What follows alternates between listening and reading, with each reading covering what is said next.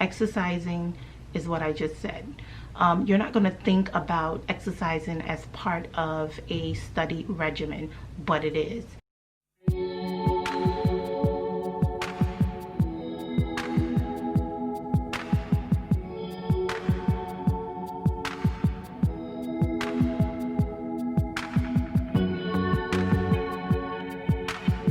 Hello influencers, it's your girl Nkechi. Welcome back to my channel.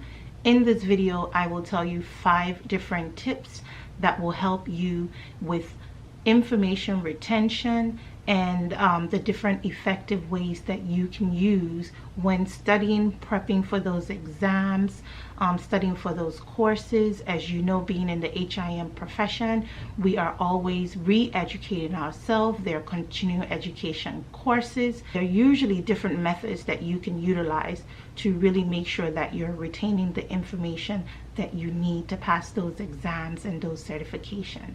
So that being said, let's get right into this video. The first thing I'm going to talk about is exercise. Exercise is something that is extremely important. We only do that usually when we're trying to lose weight or you want to get fit, and exercising really helps when it comes to retention of information. It's great for brain health. That is something that you really want to add in your study regimen. Take time out, go for a walk, go for a jog, and come back to studying, and you'll be amazed at the difference that exercising can do for your study routine. The second thing I'm going to talk about is group study. Group study is extremely important. I am someone who I can actually study on my own and still do okay, but I've learned over the years as a student and as a professional, a group study is extremely important. Initially, when I started my courses in the HIM field, I had a study group. I do have a Facebook group, speaking of that we study up for the RHIA. Let me know down below if you're here from that group and you're supporting, but you would want to build a study group. Studying alone is not the best idea. Some people are good with that, so I will not down that, but at the same time, you having that study group and that study session where you can share information is important. So try to build a study group, 1, 2, 3 members, where you can share information, share content, share your knowledge. It is extremely important. The third thing you want to truly also add in your regimen, I do have a notepad here, which is something you want to have also when you study and take good notes, just to keep me on track, is make sure that you are sleeping. Sleeping is excellent for brain health. As always, you want to get those 6 to 8 hours of sleep.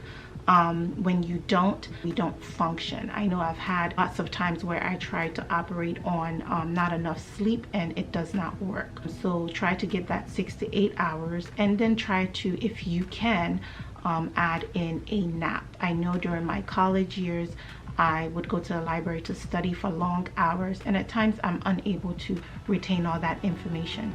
But when I started adding 30-minute naps, and would get back up and study. And so make sure that you're getting that sleep when you are studying, whether it be for an exam, a certification, or even for your courses in general. You want to make sure that you're well prepared mentally to be able to pass those courses and those exams. The fourth thing that we need to talk about is also being confident.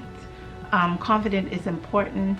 Confidence helps you to stay positive, helps you to stay focused.